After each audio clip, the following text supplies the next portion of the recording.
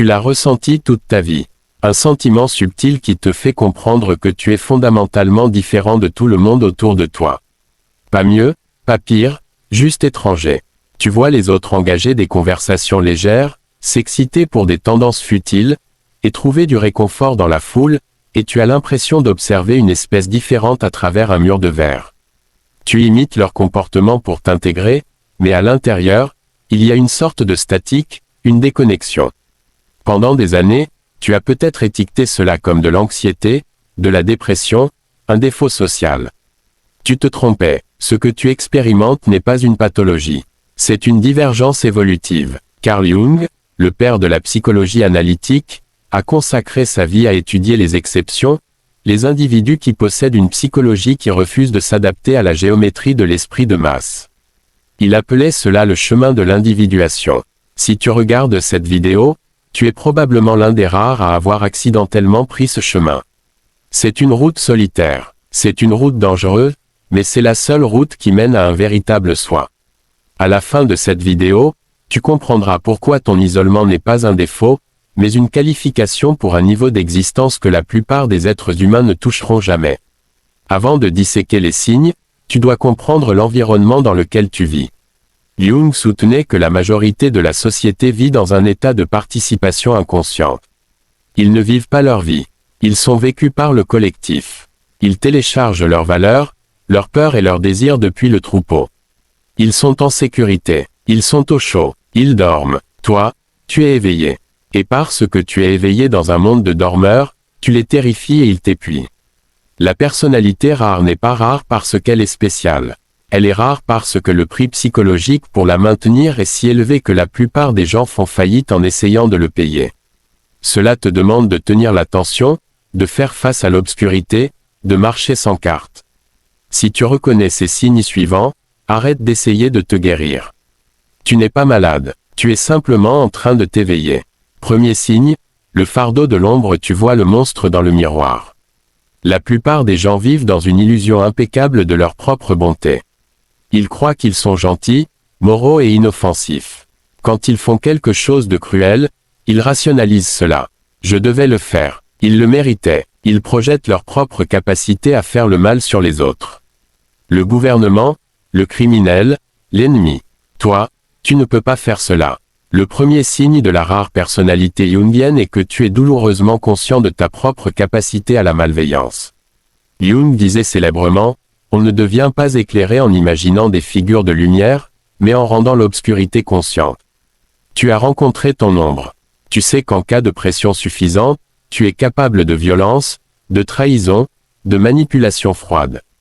Tu ne te caches pas de ces pensées. Tu les examines. Tu t'assois avec elles à 3 heures du matin. Cela te rend lourd. Cela te rend sérieux. Tandis que les autres flottent à la surface de la bonne humeur, toi, tu es ancré dans la réalité profonde de la nature humaine. Considère l'histoire du saint à qui on a demandé pourquoi il était si saint. Il a répondu, « Je ne suis pas saint. Je garde juste mes démons en laisse plus courte que toi. » La personne moyenne est une maison avec une pelouse entretenue et un sous-sol verrouillé qu'elle n'ouvre jamais. Toi, tu vis dans le sous-sol. Tu sais ce qu'il y a là-bas. Cette prise de conscience crée une certaine distance entre toi et les autres. Quand quelqu'un te dit « Je ne ferai jamais ça », tu les regardes avec pitié. Tu sais qu'il, deuxième signe, la répulsion du collectif. L'antimime regarde comment un banc de poissons se déplace. Il tourne instantanément en harmonie sans un mot prononcé. C'est l'inconscient collectif agissant en temps réel. C'est un mécanisme de survie. Être au centre du banc, c'est être en sécurité. Être à la périphérie, c'est se faire manger. Le deuxième signe est que tu as une répulsion viscérale biologique pour le centre du banc. Quand une tendance balaie le monde, ton instinct immédiat est la suspicion. Quand tout le monde est d'accord sur un narratif politique, une hype financière ou un mouvement social, ton estomac se retourne. Tu ressens un besoin physique de prendre du recul et d'observer. Jung écrivait, « La masse écrase la perspicacité et la réflexion qui sont encore possibles avec l'individu. » Tu n'es pas un contrarien pour attirer l'attention. C'est juste une autre forme d'attachement. Tu es un contrarien par nature de ta perception. Tu vois les ficelles. Tu vois comment les gens échangent leur souveraineté contre la sécurité. Cela se manifeste souvent dans ta vie sous la forme d'une histoire de départ. Tu as quitté des groupes d'amis devenus toxiques. Tu as quitté des emplois qui demandaient ton âme. Tu as quitté des idéologies qui exigeaient la foi aveugle. Tu as probablement été traité d'alouf, d'arrogant ou de difficile. Laisse-les dire ça. Les Grecs avaient une histoire sur Cassandre, une prêtresse maudite à dire la vérité mais à ne jamais être crue. Elle a vu la chute de Troie avant qu'elle ne se produise, mais les masses se sont moquées d'elle. Elle voulait croire que le cheval de bois était un cadeau. Elle savait que c'était un piège. Tu es une Cassandre moderne. Tu vois le piège dans le cadeau. Tu vois la manipulation dans le marketing. Tu vois la pourriture dans l'institution avant que les murs ne s'effondrent. Cela te sépare. Cela te fait te sentir comme un fantôme hantant les vivants. Tu vois les gens s'exciter pour des choses que tu sais être vides. Tu les vois adorer des idoles que tu sais fausses. L'homme de la masse trouve du réconfort dans le consensus. Si 1000 personnes sont d'accord, il se sent 1000 fois plus en sécurité. Toi, tu trouves de la terreur dans le consensus. Si 1000 personnes sont d'accord, tu te demandes quelle vérité ils ignorent tous pour maintenir l'illusion. Ce trait te garde en sécurité. Mais il te garde aussi froid. Tu ne peux pas te fondre. Tu ne peux pas te perdre dans la fête, la révolte ou la congrégation. Tu es toujours en observation, toujours le spectateur. C'est le prix de ton autonomie. Troisième signe, le voyageur temporel intuitif reconnaissance des motifs. C'est peut-être le signe le plus déstabilisant pour les gens autour de toi. Tu as une perception non linéaire du temps. Jung a identifié l'intuition non pas comme un pouvoir magique, mais comme une fonction de l'inconscient qui traite les données trop rapidement pour que l'esprit conscient puisse les suivre. Elle perçoit où les choses vont, pas seulement où elles sont. Tu sais comment une relation va se terminer dès le premier rendez-vous. Tu sais qu'un partenaire d'affaires est peu fiable avant même qu'il n'ait volé un seul dollar. Tu sais exactement ce que quelqu'un va dire 3 phrases avant qu'il ne le dise. Pour toi, le moment présent est transparent. C'est juste une graine contenant l'avenir. Cela te rend incroyablement difficile à tromper. Quand les gens te parlent, tu n'écoutes pas leurs mots. Tu écoutes leur intention. Tu entends l'insécurité derrière la vantardise. Tu entends le ressentiment derrière le compliment. Tu entends le désespoir derrière le sourire. C'est comme avoir une vision à rayon X dans un monde de gens portant des masques en plomb. Mais c'est une épée à double tranchant. Parce que tu vois la fin, tu as souvent du mal à commencer. Pourquoi débuter une amitié si tu vois la trahison ? Pourquoi accepter ce travail si tu vois l'épuisement qui en découlera ? Tu souffres de la malédiction du dernier acte.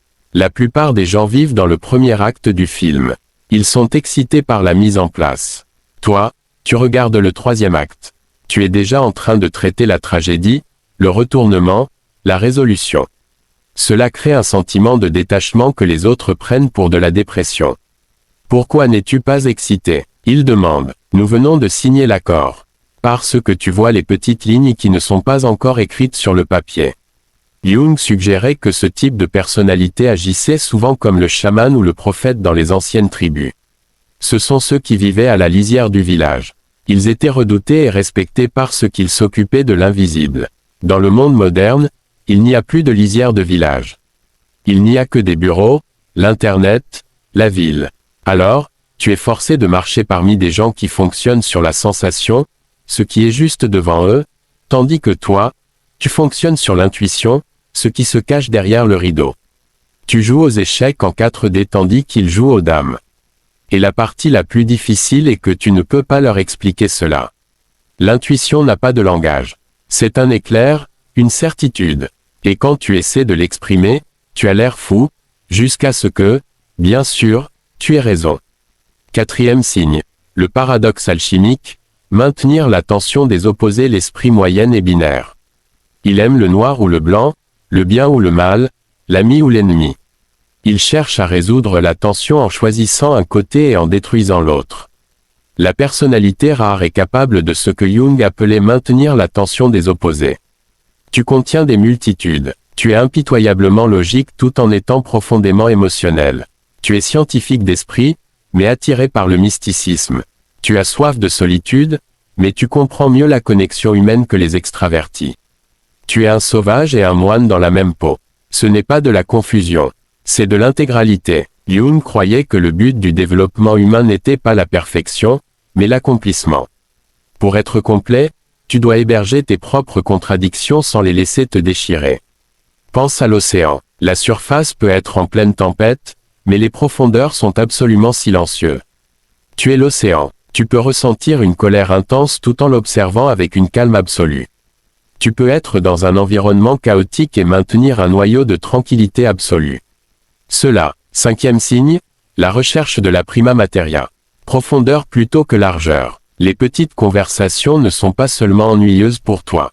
Elles sont physiquement douloureuses. On dirait que ton cerveau est suffoqué par du coton. Tu ne te soucies pas de la météo. Tu ne te soucies pas du match de sport. Tu ne te soucies pas du scandale des célébrités.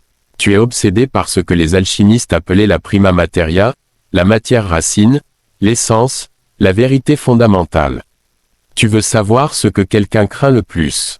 Tu veux savoir ce qui le garde éveillé la nuit. Tu veux parler de la mort, de l'univers, de la psychologie du pouvoir, de la nature de la conscience. Cela te rend intense. Combien de fois as-tu entendu ce mot? Tu es trop intense. Tu penses trop. Détends-toi. Mais tu ne peux pas te détendre dans la superficialité. Tu es fait pour la profondeur. C'est pourquoi tu as probablement très peu d'amis. Tu ne peux pas maintenir des relations qui sont basées sur des conversations superficielles. Tu préfères rester en silence avec quelqu'un qui te comprend plutôt que de discuter pendant 3 heures avec quelqu'un qui ne te comprend pas. Jung notait que la personne individuellement développée perd souvent des relations à mesure qu'elle évolue. Ce n'est pas parce qu'elle est sans amour, mais parce que la vibration de son existence a changé. Imagine que tu accordes une radio. La plupart des gens émettent sur la fréquence FM 100, populaire, forte, facile à trouver. Toi, tu émettes sur une fréquence courte que seuls quelques récepteurs peuvent capter. Quand tu essaies de baisser ta fréquence pour correspondre à la leur, tu as l'impression de mourir. Tu ressens le masque social se resserrer autour de ta gorge. Alors, tu arrêtes d'essayer.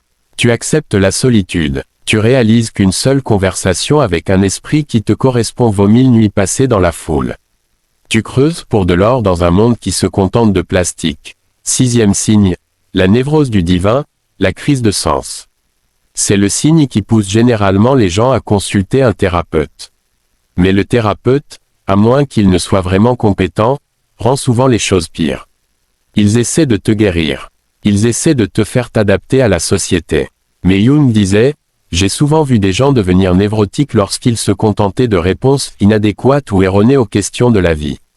Tu n'es pas déprimé dans le sens clinique d'un déséquilibre chimique, bien que cela puisse en avoir l'apparence. Tu souffres d'une malnutrition spirituelle. Le 6e signe est que tu ne peux pas survivre avec du pain et des jeux. La plupart des gens sont satisfaits s'ils ont un travail, un conjoint, une maison, et des vacances chaque année. Leur faim existentielle est facilement comblée. La tienne est sans fin. Tu regardes la vie réussie, l'ascension dans l'entreprise, le prestige de la banlieue, l'accumulation d'objets brillants, et tu ressens une vague de nausées. Ce n'est pas juste que tu trouves cela ennuyeux. Tu trouves cela terriblement vide. Tu souffres d'une névrose du sens. Si ta vie n'a pas un but transcendant, un pourquoi brûlant et profond, tu commences à dépérir. Tu perds physiquement de l'énergie. Tu deviens léthargique. Tu pourrais même tomber malade. C'est la manière de ton psychisme de faire grève. Il crie, je ne participerai pas à cette farce. Je ne passerai pas 40 ans à déplacer des papiers d'une pile à une autre juste pour mourir confortablement. La société appelle cela, ne pas s'adapter. Jung l'appelait, l'appel à l'aventure. Les anciens mythes parlent du héros qui tombe malade ou se perd jusqu'à ce qu'il accepte la quête. Tu es ce héros. Tes symptômes, ton anxiété, ton insatisfaction, ton agitation ne sont pas des défauts.